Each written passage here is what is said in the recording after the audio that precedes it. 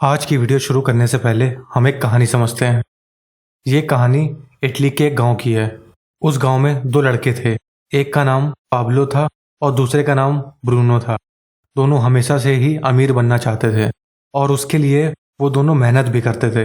लेकिन उस गांव में पानी की बहुत बड़ी प्रॉब्लम थी।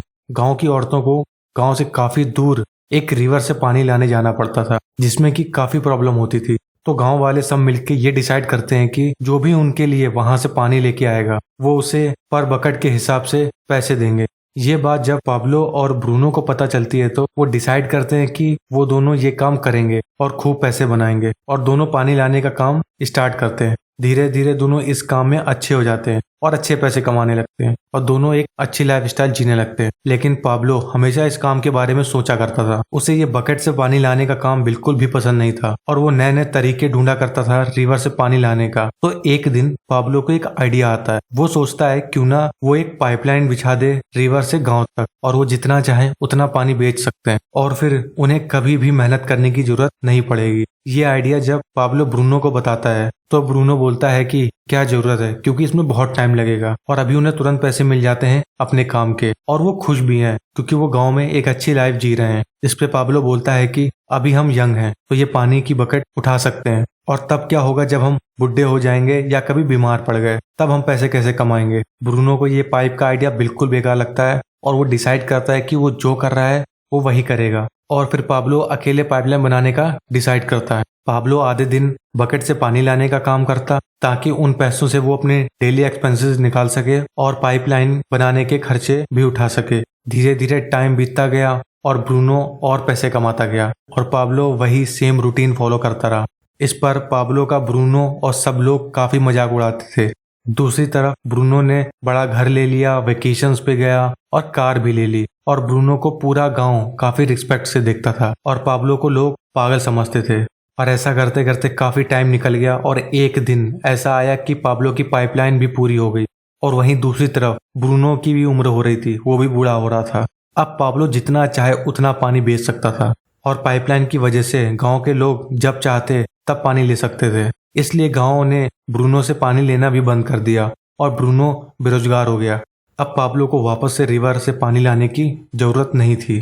अब वो काम करे या ना करे, वो चाहे 100 भी क्यों ना रहा हो, लेकिन वो पैसे कमा रहा होता था। अब पाब्लो के केस में वो पैसों के लिए काम नहीं करता, पैसे उसके लिए काम कर रहे थे। अब लोग पाब्लो को भी काफी रिस्पेक्ट देने लगे और कोई भी ब्रूनो को नहीं पूछता था। अब इस कहानी में हमें दो चीजें समझ में आती हैं। पहली चीज कि रिस्पेक्ट आपकी नहीं आपकी स्टेटस की होती है और दूसरी चीज ये कि जो काम ब्रूनो कर रहा था और जो इनकम वो कमा रहा था उसे एक्टिव इनकम बोलते हैं। इसमें हम अपने टाइम को या हार्डवर्क को ट्रेड करते हैं पैसे बनाने के लिए। इसका मतलब ये है कि आप जितनी मेहनत करोगे और जितना काम करोगे आप उतना ही पैसा बना पाओगे और अगर काम नहीं तो पैसा नहीं। और जो अर्निंग पाब्लो ने पाइपलाइन बनाने के बाद की उसे पैसिव इनकम बोलते हैं। इसमें आपको हर बार अपना टाइम सेल नहीं करना होगा और ना ही हर बार आपको काम करना होगा। इसमें आपको एक बार काम करना है और लाइफ लॉन्ग उससे पैसे बनाने हैं। अब इसको हम एक एग्जाम्पल समझते हैं। मान लो कि कोई अकाउंटेंट है और वो एक अकाउंट मैनेज करने के 1000 रुपये लेता है और वो दिन में 10 अकाउंट मैनेज करने की कैपेसिटी रखता है और किसी दिन उसको 20 अकाउंट का काम मिल जाता है। अब चाह के भी वो काम नहीं कर सकता क्योंकि वो काम खुद करता है और जितना काम करेगा वो इतना ही पैसा बना पाएगा क्योंकि वो खुद ही काम करता है और उसकी कैपेसिटी 10 अकाउंट हैंडल करने की है। तो वो जितना काम करेगा उसको उतना ही पैसा मिलेगा। और दूसरी तरफ एक राइटर है, मान लो उसने एक बुक लिखी 6 महीने में, लेकिन अब जब बुक पब्लिश हो जाएगी तब उसे लाइफ टाइम उस बुक की रॉयल्टी मिलेगी और ये ही पैसिव इनकम होती है। तो अब काफी लोगों का ये सवाल होगा कि क्यों इतने लॉन्ग टर्म के लिए मेहनत करनी है, क्योंकि एक्टिव इनकम में उन्हें एक दिन में, वीक में या फिर मंथ के एंड में पैसे मिल ही जाते हैं और उनकी सारी जरूरतें तुरंत पूरी हो जाती हैं। तो इसका आंसर ये है कि अगर आप लॉन्ग टर्म का सोचते हो तब का जब आप रिटायर हो गए 60 या फिर मैक्सिमम 65 की एज में, और तब भी अगर आपको आपकी डेली नीड्स के लिए काम करना पड़े तब आपको प्रॉब्लम होगी और आप चाह के भी काम नहीं कर पाओगे। तो इसीलिए हमें पैसिव इनकम बिल्ड करना चाहिए। तो अब सबसे इम्पोर्टेंट सवाल ये है कि पैसिव इनकम आज के टाइम में बिल्ड कैसे करें, क्योंकि आज के टाइम में आपको कोई गांव से पानी लाने के पैसे नहीं देने वाला। तो पैसिव इनकम कैसे जनरेट करते हैं, तो उससे पहले हम ये समझते हैं कि एक्टिव इनकम और पैसिव इनकम कौन कौन सी होती हैं। सबसे पहले हम ये समझते हैं एक्टिव इनकम कौन सी होती हैं। First, salary. अगर आप किसी जॉब पे जाते हो और एक पर्टिकुलर काम करते हो और उस एफर्ट के लिए आपको मंथ के एंड में सैलरी मिलती है, तो ये एक तरह की एक्टिव इनकम है। सेकंड, आवर्ली वेजेस, मतलब आपको घंटे के हिसाब से पैसे मिलना। मान लो कि आप कोई पार्ट टाइम जॉब करते हो 4 घंटे, 5 घंटे या 6 घंटे की, या फिर आप कोई टाइम बेसिस पे सर्विसेज प्रोवाइड करते हो जैसे टीचिंग, और उसका आपको पैसा मिलता है, जो कि एक तरह की एक्टिव इनकम है। थर्ड, कमीशंस, मान लो कि कोई रियल एस्टेट एजेंट है, तो वो जितने घर बेचेगा या जितने घर सेल करवाएगा उसको उन्हीं घरों का कमीशन मिलेगा। ऐसा नहीं होगा कि उसने आज कोई घर सेल कराया उसका पैसा वो 10 साल बाद भी ले रहा है। फोर्थ, फ्रीलांसिंग और कंसल्टिंग, इस केस में आपके पास कोई स्किल है और जितना आप उस स्किल की सर्विसेज दोगे और कंसल्ट करोगे उतना ही आपको पैसा मिलेगा।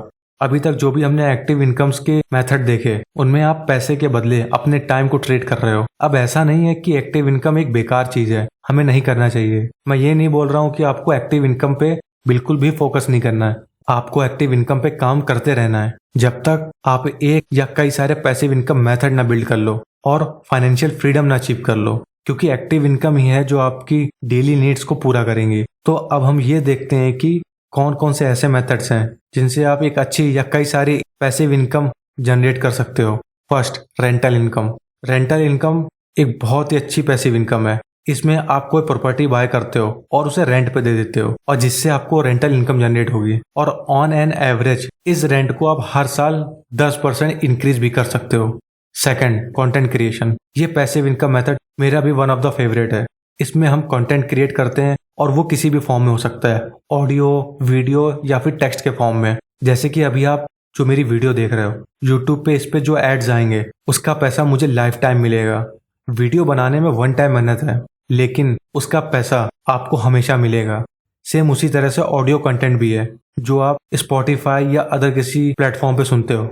Third, online courses. कोविड के बाद से ऑनलाइन कोर्सेज और ई लर्निंग में एक बहुत ही बड़ा बूम देखने को मिला है और ये बहुत ही अच्छी अपॉर्चुनिटी है एक पैसिव इनकम जनरेट करने की। और जरूरी नहीं है कि आप किसी एकेडमिक या कॉम्पिटिटिव एग्जाम पे कोर्सेज क्रिएट करो, आप किसी भी स्किल जैसे कि कोडिंग, कुकिंग, पेंटिंग या फिर लैंग्वेजेस का भी कोर्स क्रिएट कर सकते हो, जो कि आज के टाइम में काफी डिमांडिंग है। Fourth, books.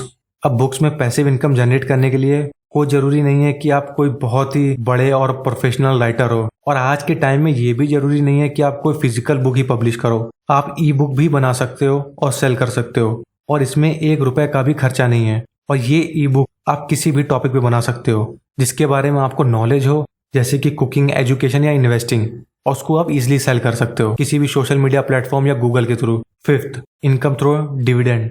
जब आप किसी कंपनी के शेयर्स बाय करते हो तो आप उस कंपनी के एक छोटे से ओनर होते हो। तो जब कंपनी प्रॉफिट अर्न करती है तो कंपनी अपने शेयर होल्डर्स को उस प्रॉफिट का कुछ हिस्सा पे करती है डिविडेंड के फॉर्म में। तो इस मेथड में हमें ऐसे स्टॉक्स में इन्वेस्ट करना है जो कि बहुत ही अच्छा डिविडेंड पे करते हैं, और कई स्टॉक्स ऐसे होते हैं जो साल में 2 बार या 3 बार भी डिविडेंड पे करते हैं। तो हमें ऐसे स्टॉक्स को फाइंड करना है और उनमें पैसा इन्वेस्ट करना है। तो अगर आप चाहते हो मैं अलग से एक वीडियो बना सकता हूँ हाई पेइंग डिविडेंड स्टॉक्स पे। आज की वीडियो में बस इतना ही। Keep investing in your assets and keep investing in yourself. Thank you for watching.